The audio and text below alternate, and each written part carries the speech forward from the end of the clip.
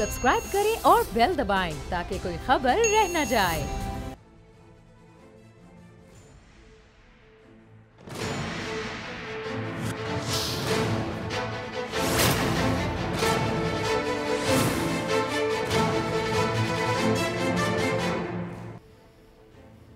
अस्सलाम वालेकुम, मैं हूं नूरुल आरफीन सिद्दीकी और आप देख रहे हैं मेरी जंग।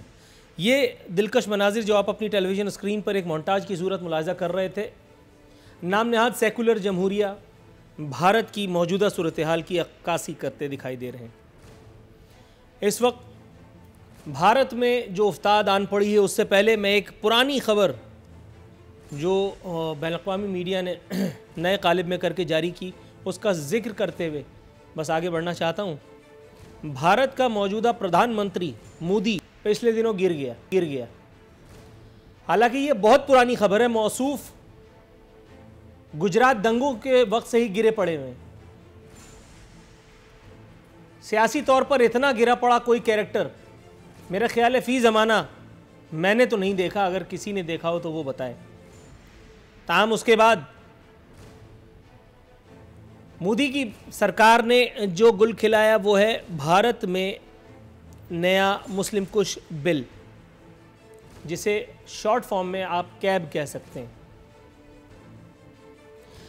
फाइनली अबुल कलाम आज़ाद के नज़रिए को जो लोग ज़िंदा देखना चाहते थे, जो बड़ा कोट किया करते थे कि जी मौलाना अबुल कलाम आज़ाद ने ये फरमाया और वो कहा, अच्छा लग रहा है ये सुनकर कि अब वो लोग मुंह छुपाए छुपाए घूम रहे हैं। सुम्मा अल्हम्दुलिल्लाह मौलाना अबुल कलाम आज़ाद के नज़रिए को शिकस्त फाश नसीब हुई और कायद आज़म मोहम्मद अली जिन्ना रहमतुल्लाह अलैह का दो कौमी नज़रिया सुम्मा अल्हम्दुलिल्लाह जीत गया। वक्त ने एक बहुत तवील करवट ली और साबित कर दिया कि कायद आज़म की दूरअंदेश निगाहों ने जो कुछ भांपा था वो हमारे लिए कितना जस्ट साबित हुआ। भारत अब बाज़ाब्ता तौर पर हिंदू रियासत बनने चला है। एक मुतनाज़े मुस्लिम मुखालिफ शहरियत बिल की मंजूरी के बाद भारत भर में हंगामे फूट पड़े। 6 से ज़ायद हलाकतें इस वक्त तक हो चुकी हैं, जिसकी खिफत मिटाने के लिए भारतीय पुलिस जामे मिलिया के तलबा और तालिबात पर टूट पड़ी। जामे मिलिया में जो कुछ हुआ, जो कुछ आपने देखा या शायद नहीं देखा, वो एक मोहतरमा की ज़ुबानी जो खुद एक हॉस्टल में राइश पजीर थी, ज़रा पहले देखिए, उसके बाद फिर गुफ्तगू को आगे बढ़ाते हैं। भारतीय अपोजिशन इस एक बिल के खिलाफ हम आवाज़ हुई, ताहम उसकी आवाज़ सदा बसैरा साबित हुई। ये बिल फाइनली मंजूर तो कर लिया गया, लेकिन नक्कार खाने में तूती की तरह ही सही असदुद्दीन अवैसी और शशि थरूर, ये दोनों मौसूफ इस बिल के खिलाफ कमर बस्ता दिखाई दिए। शशि थरूर के मुताबिक ये बिल कायद आज़म मोहम्मद अली जिन्ना के नज़रिए की जीत है और असदुद्दीन अवैसी का कहना यह है कि हमें आज अपनी गलतियों का इदराक हो रहा है कि हमने मोहम्मद अली जिन्ना की कॉल को ठुकरा कर कितनी बड़ी गलती की। इन दोनों हजरात का दो चश्मकुशा साउंड बाइट आपकी खिदमत में पेश है, ज़रा मारूफ सहाफ़ी बरखा दत्त साहिबा का कहना है कि मिस्टर जिन्ना आज अपनी कब्र में ये सब सूरत हाल देख करके मुस्कुरा रहे होंगे। यकीनन मिस्टर जिन्ना और उनके जितने वाली वारिस हैं, मुझ समेत सुम्मा अल्हम्दुलिल्लाह हम सब इस वक्त मुस्कुरा ही रहे हैं। एक और मारूफ सहाफ़ी रवीश कुमार साहब, उनका क्या कहना है इस एक सूरत हाल पर, ज़रा मुलाहिज़ा कीजिए।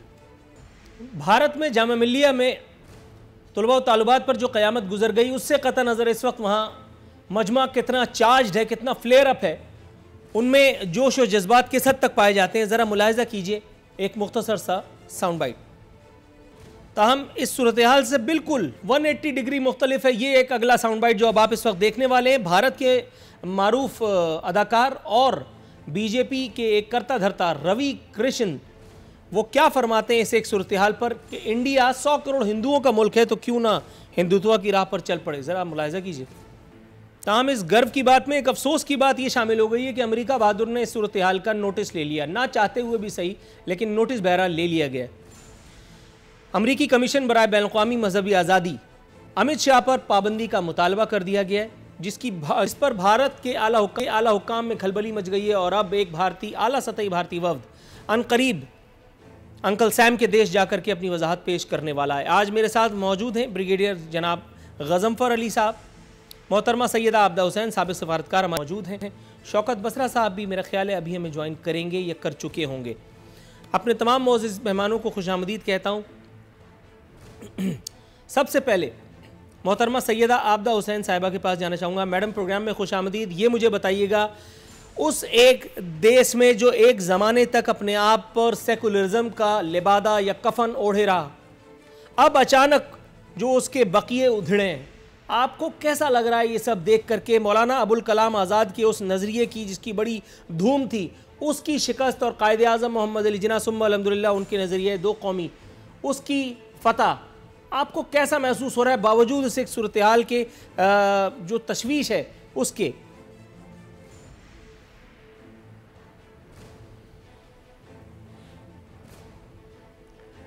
देखिए जी, हिंदुस्तान का जो सेक्युलरिज्म का दावा था वो तो पीछे रह गया। इस वक्त तो हिंदुस्तान हिंदत्वा की गिरफ्त में है और नरेंद्र मोदी हिंदत्व के बहुत बड़े एडवोकेट हैं। और हिंदुस्तान में अब जो अक़लियतें हैं, मुसलमान हों, ईसाई हों, सिख हों, उन सब के हालात बड़े दुश्वार हैं, क्योंकि ये हिंदत्वा वाला हिंदुस्तान जो है इसमें अक़लियतों की बहुत कम गुंजाइश है। राइट। ब्रिगेडियर गज़नफ़र अली साहब के पास जाऊंगा। गज़नफ़र अली साहब, हुजूर वाला मिजाज बखैर हैं, कैसे हैं आप? दुआ आपकी है, अल्लाह का शुक्र। हुजूर वाला, इस वक्त इंडिया में मोदी की हुकूमत जिस सूरत हाल से नबर्द आज़मा है, आपके ख्याल में क्या अनकरीब हम एक और सीना हिंदुस्तान पर एक और पाकिस्तान बनते देख रहे हैं? असल में एक इंडियन हिस्टोरियन है डॉक्टर रामचंद्र गोपा, उन्होंने बड़े अरसे पहले अपनी राइटिंग में कहा था, लिखा था, और मैं वो उसको रेफ़र करता हूँ। उन्होंने कहा था कि इंडिया के अंदर बहुत सारी फॉल्ट लाइंस हैं इंडिया की क्रिएशन में, और उसमें सबसे ख़तरनाक तरीन फॉल्ट लाइन जो है वो मज़हब का इस्तेमाल है। और इस मज़हब के इस्तेमाल से इंडिया जो है वो दहशतगर्दी, शिद्दत पसंदी और हिंदुत्व के नज़रिए पे जब चलेगा तो वहाँ पे इंडिया की अपनी इंटेग्रिटी को, अपनी सॉलिडिटी, अपनी इनर कोहेजन को ख़तरा होगा। अब हमारे यहाँ बहुत अरसे तक सेकुलरिज्म, इंडियन सेकुलरिज्म का दावा और इंडियन सेकुलरिज्म का ढोल बजता रहा, लेकिन आपको पता है कि इंडियन कॉन्स्टिट्यूशन के मुताबिक जब इंडियन कॉन्स्टिट्यूशन अपने मुख्तलिफ मज़ाहिब को डिस्क्राइब करता है तो उसके तहत जो सिख हैं, जो जैन्स हैं, जो बाकी माइनॉरिटीज़ हैं, वो उनको एज देयर माइनॉरिटी या उनके रिलीजन के हिसाब से ट्रीट नहीं करता, बल्कि सिख जो इतना बड़ा पोर्शन है इंडिया की पॉपुलेशन का, उसको वो सिखों के तौर पर ट्रीट करता है, उसको वो हिंदुओं के क्लासिफिकेशन में ट्रीट करता है। तो जब आप मज़हब के बेसिस पे अपने कॉन्स्टिट्यूशन के अंदर दरार डाल दें, जब आप मज़हब की बेसिस पे अनटचेबल्स क्रिएट कर दें, जब आप मज़हब के बीच बुनियाद बना के उसमें अछूतों का कॉन्सेप्ट ले आएँ, और वहाँ पे जहाँ पे अछूतों की तादाद ज़्यादा है, दलित हिंदुओं की तादाद ज़्यादा है और ब्राह्मण हिंदूज़ की तादाद कम है, और जब माइनॉरिटी मेजॉरिटी को रूल कर रही हो, तो किस किस्म का सेकुलरिज्म, किस किस्म का सिस्टम, किस किस्म का मज़हब? ये तो एक ढोल था जो पीटती रही दुनिया, और आज उस ढोल की जिस तरह एक्सपोजर हुआ है, वो उन्होंने खुद ही उसको अपने अंदर के गंद को, अपने अंदर की गलाजत को निकाल के बाहर रख दिया। नरेंद्र मोदी थे तो गलीज तरीन आदमी, दहशतगर्द तरीन आदमी और गंदा तरीन आदमी, गंदा प्राइम मिनिस्टर कहना लानत है, और उसके ऊपर एक उसकी बेइज्जती है उसको प्राइम मिनिस्टर कहना, प्राइम मिनिस्टर के ऑफिस की बेइज्जती है। जो शख्स का कैरेक्टर है, जो शख्स का बिहेवियर है, शर्म आनी चाहिए इंडिया को कि उस किस्म के आदमी को उन्होंने इलेक्ट किया है। उसने खुद ही अपनी गलाजत उठा के बाहर फेंक दी, और उस गलाजत का एक्सपोजर कश्मीर में नहीं बल्कि इंडिया के मेन दिल्ली के अंदर एक बच्ची आज कर रही थी कि मैं कहाँ जाऊँ, अपने माँ बाप को जाके क्या बताऊँ। हॉस्टल में आके जो कुछ कश्मीर में करते हैं, वो लड़कियों के हॉस्टल में आके उन्होंने रेप किया, उस रेप में पुलिस शामिल थी, उस रेप के अंदर वहाँ पे आरएसएस के गुंडे शामिल थे। भारत के अंदर आज जितना रूल है वो बाबू बजरंगी जैसे बदमाश और गुंडे हैं जो अमित शाह के चेले हैं। अमित शाह ने क्या बात नहीं की थी फौजियों को मारने की?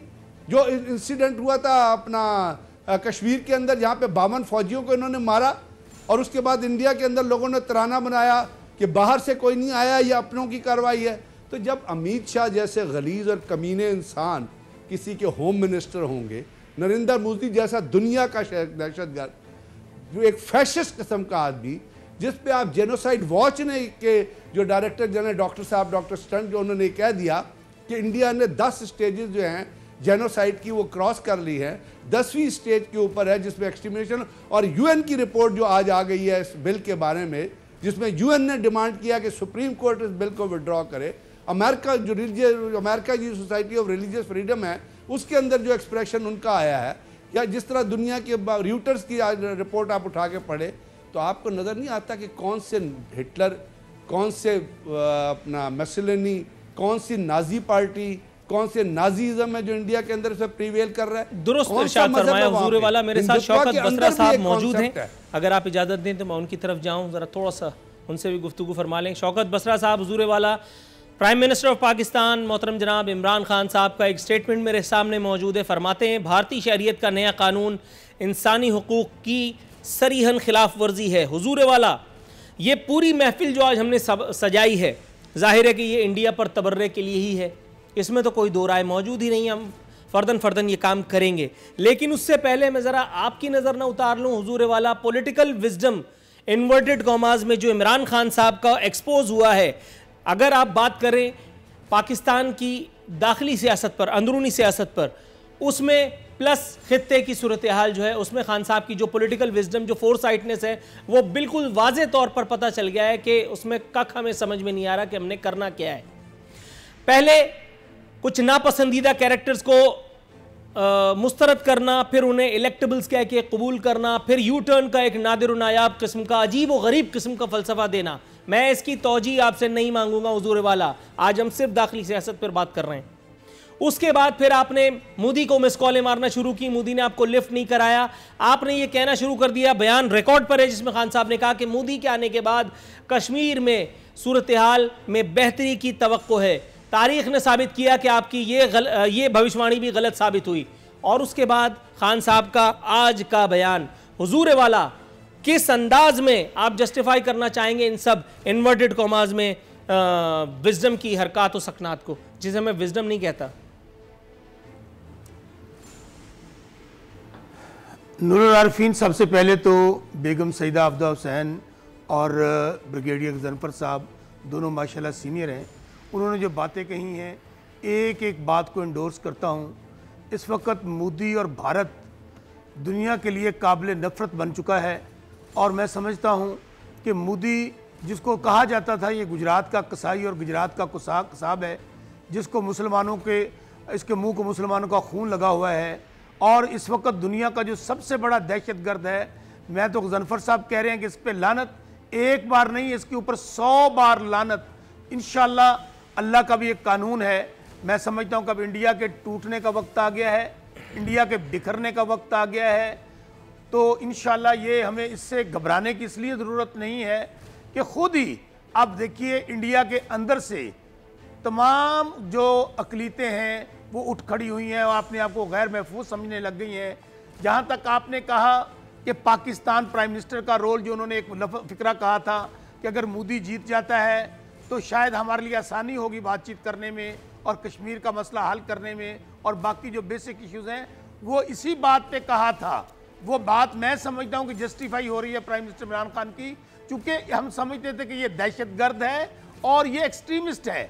अगर ये जीत जाता तो हो सकता है, अभी ये सियासत के लिए सारा कुछ कर रहा था, इलेक्शन जीतने के लिए कर रहा था, वो पाकिस्तान दुश्मनी पे आया हुआ था, मुसलमानों की दुश्मनी पे आया हुआ था, सिर्फ वोट लेने के लिए।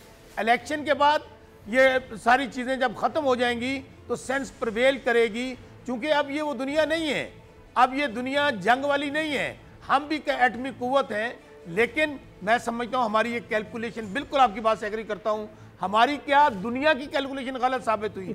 आज वो अमेरिका जो उसका सबसे बड़ा प्रवक्ता था और उसका सबसे बड़ा साथी था, आज वो भी बोल उठा है। आज जापान के लोग डेलीगेशन आना था, वो वहां से आना बंद हो गए हैं। यूएनओ उठ खड़ा हुआ है।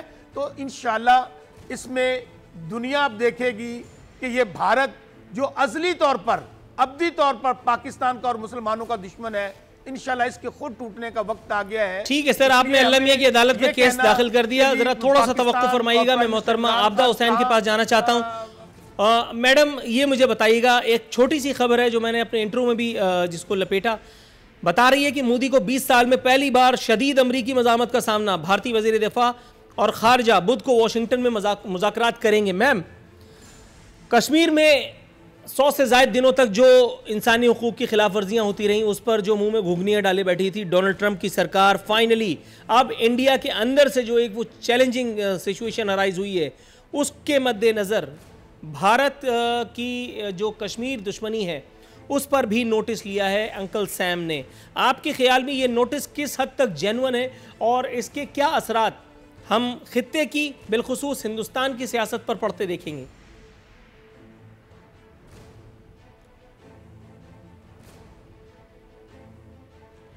देखिए जी, ये अमेरिका ने जो इजहार किया है ये बिल्कुल मौजू है, और जो हिंदुस्तान के अंदर बिगड़ती हुई सूरत हाल है ये उसके बायस बयान आया है। हम देखते हैं कि हिंदुस्तान में बहुत सी अलहदगी की तहारीक जन्म पकड़ रही हैं। खालिस्तान का मामला जो है वो भी तेज़ी से आगे बढ़ रहा है। फिर आसाम में हिंदुस्तान को बहुत सी दुश्वारी का सामना करना पड़ रहा है। फिर ये जो जामिया मिलिया का वक़ुआ है ये भी बड़ी संगीन नौइयत इख्तियार कर गया है। तो हिंदुस्तान के अंदर जो मुख्तलिफ सेंट्रीपीटल फोर्सेस हैं, इस हिंदुस्तान को बिखेरने के अवामिल हैं, उनमें एक ताज़गी आ रही है। नरेंद्र मोदी इन बातों पे काबू नहीं पा सकता और ना ही पा रहा है। कश्मीर का मामला भी बद से बदतर होता चला जा रहा है। तो अमेरिका ने इन तमाम वाक़यात का जायज़ा लेते हुए एक बयान दिया है। अब नरेंद्र मोदी की हुकूमत जो है वो इस बयान को किस अंदाज में लेती है और उस पर इनका रद्द अमल क्या होता है ये आगे चल के देखा जाएगा। दुरुस्त है। ब्रिगेडियर साहब, हुजूर वाला ये मुझे बताइए, बहैसियत मुसलमान हमारा ईमान है उस एक बात पर जो मैं आपसे शेयर करने जा रहा हूँ कि हुजूर जैसी कौम होगी वैसे हुक्मरान उस पर मुसल्लत कर दिए जाएंगे। चलिए, हमारे नामा अमाल की स्याही हमें यहाँ तक ले आई कि हम पर पहले पीपल्स पार्टी, उसके बाद नून लीग और अब PTI मुसल्लत है। आगे बढ़ते हैं। सर, अमेरिका वाले तो इन सब बातों पर विश्वास नहीं रखते, तो फिर ये भारत में और अमेरिका में, भारत में डोनाल्ड ट्रंप जैसा अहमक और वहाँ मोदी जैसा कस्साब, वो अपने मुल्कों को जहाँ जहाँ जहन्नम के जिस गड्ढे में लेके जा रहे हैं, उसे आप क्या कहेंगे?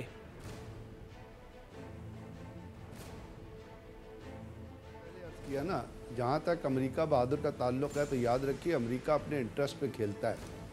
अब आप ये देख लिया कि अमेरिका के अंदर तो वाशिंगटन पोस्ट ने इतनी बड़ी रिपोर्ट छापी, इतने बड़े, जिन्होंने कहा कि अमेरिका की सोच ही गलत थी, वो तो अपनी पब्लिक को धोखा देते रहे। उन्होंने सही बताया ही नहीं कि अफ़गानिस्तान में क्या हो रहा है। मैंने 12 इस चीज़ का जिक्र किया है कि अमेरिका बहादुर जब कुछ करना चाहता है, कहीं जंग करना चाहता है, इराक़ में जंग की एक झूठा कॉन्टेक्स्ट क्रिएट कर लिया, बाद में सर चिलकोट इंक्वायरी हुई तो पता चला कि इराक़ के पास तो न्यूक्लियर बॉम्ब थे ही नहीं। अब उसके ऊपर अपना सदर बुश को और टोनी ब्लेयर को वॉर क्राइम में ट्राई करना चाहिए या नहीं करना चाहिए कि झूठ बोला, चलो झूठ के क्राइम में ट्राई कर लो यार, और किसी में नहीं करते हो। उसके बाद अभी ये जो कुछ आया है, तो अमेरिका जो है उसको किसी किस्म की शर्म महसूस नहीं होती, कहीं पे बम मार के, कहीं पे तबाही करके खुद अपना 9/11 करा दिया। 9/11 में जो पहला पहुंचा था फाइटर, उसने लिखा अपनी किताब में कि जी वहाँ तो एक्सप्लोसिव की बू आ रही थी, इसलिए मैं इस्तीफ़ा दे रहा हूँ अपने जॉब से। तो अमेरिका के ऊपर, लेकिन अमेरिका के अंदर से जो रिजर्वेशन आई है, या अमेरिका के अंदर से मैंने अपने कहा ख़ास तौर पे जो जेनोसाइड वॉच ने जो रिपोर्ट दी है और जहाँ पे उस तरह ब्रीफ किया है, उसकी बेसिस पे वहाँ पे जो अपना जो रह रहे हैं वहाँ पे लोग, जो इवन इंडियन मुस्लिम जो रह रहे हैं, उन्होंने जो प्रेशर डेवलप किया है उसकी वजह से आपको ये चीज़ नज़र आई है, सामने नज़र आ रही है। अब वहाँ पे जाएंगे ये अपना इनके डिफेंस मिनिस्टर जाएंगे या कोई जाएंगे, क्या एक्सप्लेन करेंगे? वो अमित शाह पे पाबंदी लगाएंगे या नहीं लगाएंगे? पहले उन्होंने नरेंद्र मोदी पे भी पाबंदी लगाई थी, लेकिन जब प्राइम मिनिस्टर बना तो उसके खिलाफ एक केस चल रहा है, FIR रजिस्टर्ड है उसके खिलाफ, सिखों ने करवाई है वहाँ पे उसके खिलाफ। लेकिन बात ये इस पे नहीं है कि वर्ल्ड पावर्स क्या करेंगी। इंडिया के अंदर बजाते 70 सारी रियासतें जो हैं वो कब से उनके अंदर वो रेड कॉरिडोर डिक्लेयर हुई है। झारखंड छत्तीसगढ़ से ऊपर जितने मोस्ट एरिया हैं वहाँ पे पिछले साल इंडिया की एक फ़ौज की एक SSG प्लटून थी, उसको उन्होंने अगवा करके मार मूर के फारिग कर दिया। तो वहाँ पे लोग जा नहीं सकते। मुझे एक कमर्शियल ब्रेक की कॉल दे दी गई। हुजूर थोड़ा सा नाज़रीन यहाँ वक्त हुआ एक कमर्शियल ब्रेक का, हमारे साथ रहिएगा।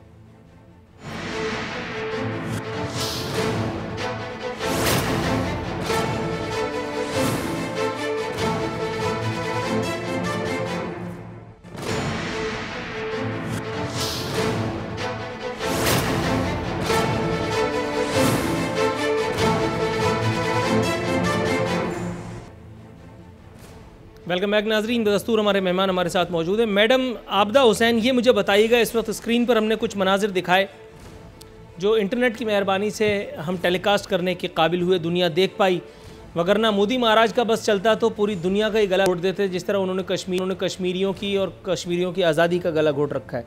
ये मुझे बताइएगा मैडम, इस बात की किसी भी किस्म की कोई भी जस्टिफिकेशन हो सकती है लॉजिकली, डिप्लोमेटिकली, चलिए लॉजिकली छोड़िए, डिप्लोमेटिकली, जिसकी वजाहत देने के लिए वो वफ्द अपना पेट्रोल डीजल जला करके और बिलावजह इतना खर्चा करके अमेरिका जा रहा है अंकल सैम के देश में? कश्मीरियों की नस्ल कुशी की क्या जस्टिफिकेशन हो सकती है?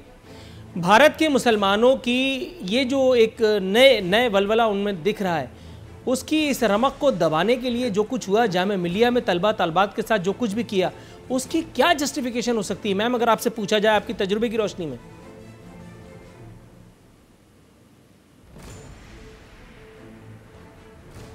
नहीं, कोई किसी किस्म की जस्टिफिकेशन नहीं हो सकती। ये नरेंद्र मोदी का हिंदुत्वा वाला हिंदुस्तान जो है, इसमें अक़लियतों की कोई गुंजाइश नहीं। जो मुसलमान हैं, ईसाई हैं, जैन हैं, सिख हैं और पारसी हैं, इन सब अक़लियतों की कतई तौर पे कोई गुंजाइश ना है। और अक़लियतें जितनी भी हैं वो बेजार और परेशान हैं। नरेंद्र मोदी ने जो हिंदुत्व का बोलबाला किया है उससे ये सब परेशान हैं। अब जो जामिया मिलिया का हुआ है ये बड़ा शर्मनाक है और इसका कोई किसी किस्म का जस्टिफिकेशन या जवाज़ नहीं जो हुकूमत हिंदुस्तान ने इसके साथ रवैया रखा है। फिर जो कश्मीरियों की नस्ल कुशी हो रही है, जो वहाँ पे सफाकी और बर्बरियत का मुजाहरा हिंदुस्तान की हुकूमत कर रही है, इसको भी कंडेम ही किया जा सकता है स्ट्रॉन्गेस्ट टर्म्स में। अब दुनिया जो है वो रफ्ता रफ्ता इन बातों का नोटिस ले रही है। अमेरिका ने हाल में इसका नोटिस लिया है और यूरोपीय रियासतें जो हैं वो भी नोटिस ले रही हैं कि नरेंद्र मोदी का हिंदुस्तान जो है ये अक़लियतों के लिए इंतहाई तौर पे मुज़िर है। राइट। ब्रिगेडियर गज़नफ़र अली साहब, हुजूर वाला, पाकिस्तान की हुकूमतों की अगर बात की जाए तो सर अल्लाह का शुक्र है, एक से बड़ा एक अनमोल रतन हमारे नसीब में लिखा है। कभी हमें एक ऐसी हुकूमत मिलती है, कभी हमें एक ऐसा वज़ीर-ए-आज़म नसीब होता है जिससे अमीरुल मोमिनीन बनने की चाहत तो होती है, ताहम अगर उसकी नामा अमाल पर नज़र डाली जाए तो कभी चुपके से अचानक बग़ैर बताए एक हलचल मचती है पाकिस्तान में और नरेंद्र मोदी का जो जहाज़ है वो हम पर नाजिल हो जाता है। उस जहाज़ में से वो बदबख्त बरामद होता है जिसका नाम है नरेंद्र मोदी। वो साबिक़ चाय फरोश, मौजूदा कस्साब, मौजूदा भारतीय वज़ीर-ए-आज़म, वो हमारी सरजमीन पर आता है, केक खाता है, तबादले होते हैं, शॉल के आमों की पेटियाँ रखवाई जाती हैं, तस्वीरें खिंचवाई जाती हैं, जबकि वो यहाँ आने से पहले अफ़गानिस्तान में पाकिस्तान मुखालिफ एक काम करके आया था, एक ऐसी पार्लियामेंट का इफ्तिताह करके आया था जो भारतीय पैसे से तामीर की गई है। जाहिर है उसमें कोई पाकिस्तान दोस्ती के गीत तो नहीं गाए जाएंगे हुजूर वाला। उस वक्त मियाँ नवाज शरीफ ने अल्हम्दुलिल्लाह कुछ भी नहीं देखा। ज़ाती मफादात जो है वो कौमी पर भारी आ गए, गालिब आ गए। उसके बाद हम बात करते हैं मौजूदा हुकूमत की। 50,000 दलीलें मौजूद होंगी यकीनन हुकूमत वक्त के पास भी, लेकिन मुझ जैसा कम फहम आदमी ये समझ नहीं पा रहा कि हुजूर ये अमन की बुलबुलें और वो भी एकतरफा तौर पर हम आज भी क्यों उड़ाते चले जा रहे हैं। भारत हमें कश्मीरियों से काटे जा रहा है, भारत अपनी मुस्लिम दुश्मनी का सबूत देने के लिए हर हद को लांगे जा रहा है, और हम हैं कि एकतरफा तौर पर एक हाथ से ताली बजाने की कोशिश में अहमक बने चले जा रहे हैं, करतारपुर का तोहफा दिए चले जा रहे हैं। हुजूर जरा कुछ कहिए। बात है आरफीन के जो आपने चीज़ें बनाई उससे अब चशमपोशी तो हो नहीं सकती, बल्कि आपने नरेंद्र मोदी के साथ उस शख्स का जिक्र नहीं किया जो अजीत डेविल है, जिसने अपने खिताब में अपने रॉ के ऑफिसर्स को एड्रेस करते हुए कहा कि हम पाकिस्तान के अंदर दहशतगर्दी मचाएंगे, पैसे देंगे लोगों को और उनसे कहेंगे और बम ब्लास्ट करो, और वो आपके प्राइम मिनिस्टर के गले मिल रहा था। उसके बाद जिंदाल है, सज्जन जिंदाल साहब हैं, वो उसके भाई का जो ट्वीट है वो भी आपके सामने होगा। वो मरी में जाके वहाँ पे जो है ना वो स्टील का भाव तय कर रहा था, वो वीज़ा अपना उसके पास था, लाहौर और पिंडी का पहुँच गया वो तमाम नॉर्म्स को वायलेट करते हुए लाहौर में।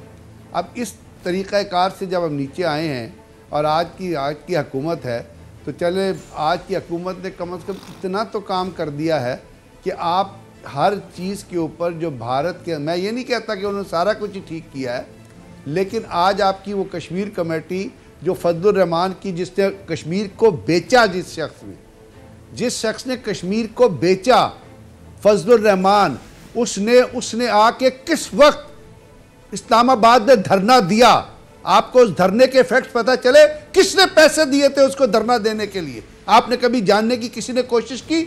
जो धरना था उसका एक मकसद था, सिर्फ उसका मकसद था कश्मीर से तवज्जो उठाना, और वो उसने उठवा दी तवज्जो कश्मीर से। क्योंकि ये जो हुकूमत एक लाइन बनाया करती थी, जुमे वाले दिन लोगों के कुछ प्रोटेस्ट होते थे, वो भी दब गया उसके धरने में। ये है आपके लीडर, आप कश्मीर की बात करते हैं, ये दूसरों को कहते हैं, इनका खुद किरदार उठा के देखें। कश्मीर कमेटी ने किस तरह बेचा है कश्मीर को मुख्तलिफ अदवार में? कोई इजलास, कोई सेमिनार आप मुझे बता दें, उसका खमियाजा आज तक आप भुगत रहे हैं और उससे वापस नहीं हो सकते। कश्मीर में 132 दिन से कर्फ्यू है, लोग मर रहे हैं, वहाँ औरतों को जो है वो रेप किया जा रहा है, बच्चियों को अगवा किया जा रहा है। आज तक सर कतल कलामी की गुंजाइश निकालते हुए ये जो सूरत हाल आप बयान फरमा रहे हैं कि कश्मीर में औरतों का रेप हो रहा है, बच्चों के साथ जो कुछ भी हो रहा है, जवानों के साथ जो कुछ भी हो रहा है, सर जहाँ तक मेरी नाक़िस इल्म का ताल्लुक़ है, मेरी मालूमात का ताल्लुक़ है, सर इस सूरत हाल के जो कम अज़ कम मौलाना फजलुर रहमान को कोसा नहीं जा सकता। वक्त के टीपू सुल्तान, मौजूदा वज़ीर आज़म, मेरा ख्याल है इसमें थोड़ा बहुत करना धरना उनका भी है। सर अगर आप थोड़ा सा उनकी तरफ आएँ तो दिल को, कलेजे को थोड़ी सी ठंडक तो मिले कम अज़ कम, क्योंकि ये वही वाला सवाल मैं दोहराऊंगा, थोड़ा सा रिवर्ट कर दूंगा महज कि बिला वजह तू कौन में खामखा पराई शादी में अब्दुल्ला दीवाना बनकर के करतारपुर पे पहुंच गए, वो जा कर के सिखों को खुश करने के लिए डुइट गा रहे हैं। सर मतलब आप समझें, क्योंकि हमें जो कोर्स में पढ़ाया गया था ना, फिर वो अगर मैं टेलीविज़न पे बताना शुरू करूंगा तो सब गड़बड़ेशन हो जाएगी कि फिर वो ट्रेनें आई तो फिर किसने करपानों से और अन्नियों से वो बच्चों को काट दिया और औरतों के रहम फाड़ दिए, फिर बड़े मामलात हैं। ज़रा कुछ कहिएगा। मैं तो आपसे अर्ज़ कर रहा हूँ कि वो चीज़ें, मैंने तो आपसे कहा कि वो चीज़ें कंटिन्यू कर रही हैं। करतारपुरे का मुझे तो कोई, अगर आपने कोई करतारपुरे पे कोई चीज़ की भी थी तो उसको एक रैशनल के अंदर रख के करना चाहिए था ना, उसको अंदर एक दायरे के अंदर रख। हम जो सिखों से ज़्यादा जो सिखों के आज अपना भाई ख्वाह नज़र आ रहे हैं, तो सिख तो खुद अपने भाई ख्वाह नहीं है। उनको गोल्डन टेम्पल में किस तरह मार पड़ी थी और उनको क्या उनके साथ हुआ था, और क्या उसके बाद उन्होंने कभी खालिस्तान का नाम लिया? हम हैं जो करतारपुरा को खोल, चले करतारपुरा आपने खोला, लेकिन जिस तरह खोला मैं तो उसको कभी सपोर्ट नहीं करता। और वो एक मेरी नज़र में तो हो सकता है कल वो काउंटर प्रोडक्टिव भी साबित हो सकता है आपके लिए। तो और वन साइडेड अगर आप ताली, एक हाथ से ताली बजाएंगे तो भाई आप ताली कभी नहीं बजा सकते। नरेंद्र मोदी ने जब आया था और उसका हमें एज ए वेरी एक एवरेज इंटेलिजेंस के तौर पे हमें ये पता था कि ये शख्स कश्मीर को तबाह बर्बाद करेगा, ये कश्मीर के अंदर हिंदुत्व का वो को जन्म देगा, कश्मीर के अंदर सेफ्रॉन टेररिज्म को जन्म देगा, ये कश्मीरियों की इज्जतों से खेलेगा। जब श्रीनगर में वो पहले अपने टेन्योर में गया था और उसने वहाँ पे कोई पैकेज का अनाउंस किया था, तो आपको याद है वहाँ पे श्रीनगर का जो अपना स्टेडियम था उसके अंदर कोई तमाशाई बैठे हुए, कोई सुनने वाला बैठा हुआ था। डल लेक में जब वो जा रहा था और खाली हाथ हिला रहा था, तो उस वक्त नहीं पता था कि कश्मीर के लोगों का क्या रिएक्शन होगा इसके इलेक्ट होने पर। तो हमारे यहाँ तो ये जो वन साइडेड जो हमेशा से जो पैसिव अप्रोच रही है, मैं यही तो आपसे अर्ज कर रहा था कि यही पैसिव अप्रोच है जिसमें हम प्रोएक्टिव अपना स्टांस पेश ही नहीं कर सकते।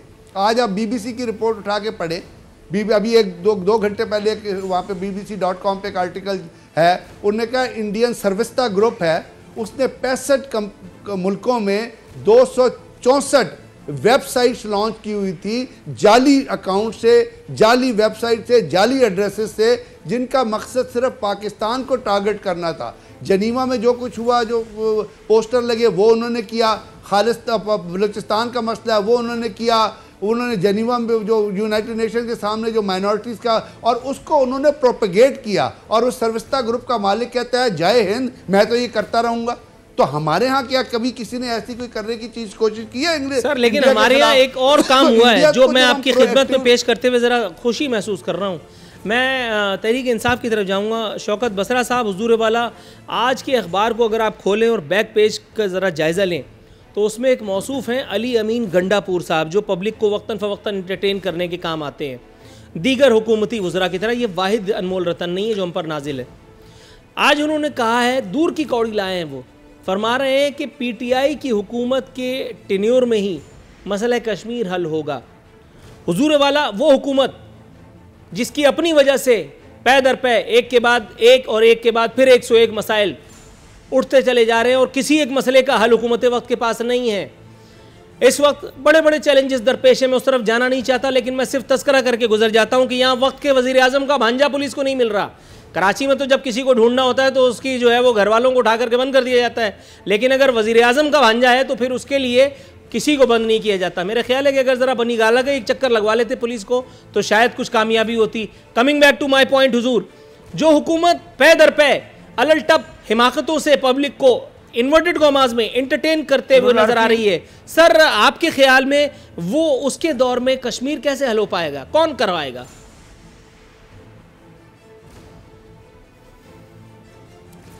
नूरुल आरिफीन, देखें, आपकी अपनी राय है, कुछ दोस्तों की राय है, करतारपुर के हवाले से हम अपनी राय हो सकती है, लेकिन मैं समझता हूँ तनकीद बराए तनकीद मुझे ज़्यादा नज़र आ रही है। इसका तो सबसे ज़्यादा तकलीफ़ जो है हिंदुओं को हुई है, भारतीय दहशतगर्द मोदी को हुई है। जिस दिन करतारपुर खुल रहा था उस दिन बाबरी मस्जिद का फैसला आता है, कोई उसकी डेट अनाउंस नहीं थी, और आप इस बात को क्यों आप मिला रहे हैं भारत के साथ कि जी हिंदुओं को खुश करने के लिए या भारत को खुश करने के लिए करतारपुर खोला गया है? अजीब मंतक और अजीब लॉजिक है, जिससे कम से कम मैं तो एग्री नहीं करता कि वहां पे जो सिख हैं क्या इस बात पे मोदी का शुक्र अदा करेंगे? क्या मोदी का आप मेरे सवाल पर आए तो बड़ा मशकूर हूंगा मैं आपका। क्या हिंदुत्व की ब्रिगेडियर गजनफर साहब इस सवाल का काफी तसल्लीबख्श जवाब दे चुके। एक मिनट पहले मैं बात कर, नहीं, ये बहुत अहम बात है, बहुत अहम बात है नूरुल आरिफीन, ये बहुत अहम बात है। मैं समझता हूं करतारपुर बॉर्डर खोलना इन हालात में, जब उन्होंने कश्मीर पे हमला कर दिया, कश्मीर आज 140 दिन हो गए वहां पर।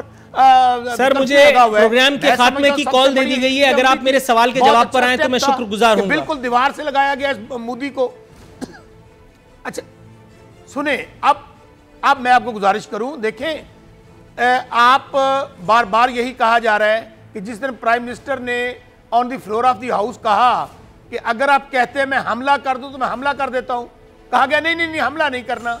मैं समझता हूं जो stance prime minister Imran Khan ने लिया है, जितनी सख्त लाइन उन्होंने अडॉप्ट की है, जो असल भारतीय दहशतगर्द का और इस मोदी का और आरएसएस का चेहरा उन्होंने बेनकाब किया है। अगर माजी में जो आपने अभी कहा, अगर ये आमों की पेटियां ना जाती, ये वहां पर सालगिरह ना मनाई जाती, बगैर वीज़ों के सूरत में कोई ज्यादा बदलाव तो नहीं है। वहां आमों की पेटियां दी गई, यहाँ मिस कॉलें मार रहे थे, उसने लिफ्ट ही नहीं कराई। दहशतगर्दों का चेहरा एक्सपोज, सूरत में कोई बदलाव नहीं है, बस फर्क सिर्फ इतना है कि इस मरतबा आप पीटीआई में, वरना सूरत तो कमोबेश वैसी ही है। संजीदा गुफ्तगू को गैर संजीदा, नूरुल आरिफीन गैर संजीदा गुफ्तगू कर रहे हैं आप। बड़ी माजरत के साथ मेरा अपना ये अपनी राय है। नहीं, आपको कि बिल्कुल मिस ऐसा कॉल महसूस किस हो रहा लिए होगा की जा हुजूर रही वाला, थी? क्योंकि आपका कि ताल्लुक आए हुक्मरान बैठकर जमात से है, डायलॉग के लेकिन फिल्म बखुदा आप मेरे बात ऐसी करते कोई हैं। इंटेंशन नहीं है। मैं सिर्फ ये पूछ रहा हूं कि उस वक्त का हराम आज कैसे नहीं, हलाल हो बिल्कुल गया।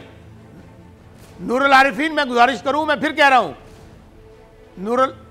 नूरुल आरिफीन, मैं तो सिर्फ एक बात जानता हूं कि प्राइम मिनिस्टर इमरान खान पे हर किसी पे तनकीद हो सकती है, लेकिन जहां तक उन्होंने हमारी हुकूमत की खारजा पॉलिसी है, ख़ास तौर पे इस अज़ली और अब्दी दुश्मन भारत के हवाले से, इस मुद्दी दहशतगर्द के हवाले से, और यूएनओ के अंदर जिस तरह कश्मीर, मुसलमानों का मसला और इस्लाम का मसले को प्राइम मिनिस्टर इमरान खान ने उठाया है, इसके ऊपर मैं समझता हूं बिल्कुल तनकीद नहीं करनी चाहिए। इसके ऊपर तो पूरी दुनिया जो हमारे मुखालिफ हैं वो तनकीद कर रहे हैं। इसका मतलब है फिर अगर हम भी प्राइम मिनिस्टर पे कश्मीर के हवाले से तनकीद करेंगे, उनकी राय पे तकरीर करेंगे, उनकी सोच पे तकरीर करेंगे, तो मुझे तो बड़ी हैरानगी होगी। नहीं सर, आमन्ना सदकना करना मेरी किताब में लिखना नहीं है, और वो भी बिला वजह।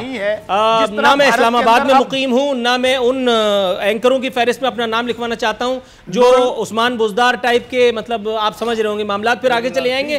थोड़ा सा तवक्कुफ की इस्तदा है। मैं मोहतरमा सैयदा आबदा हुसैन, ब्रिगेडियर गजनफर अली साहब और शौकत बसरा साहब का नहायत मशकूर हूँ कि आपने वक्त के इस एक और, जबकि हमने आपको अपने प्रोग्राम में जहमत की दावत दी, रात गए भी आपने हमारी कॉल को अडहर किया। सर, मैडम, इंतहाई मशकूर हूँ आपका। नाज़रीन, ये था आज का प्रोग्राम। इंशाअल्लाह ताला कल एक मरतबा फिर बशर्ते ज़िंदगी हाजिर खिदमत होंगे। फ़ी अमानिल्लाह।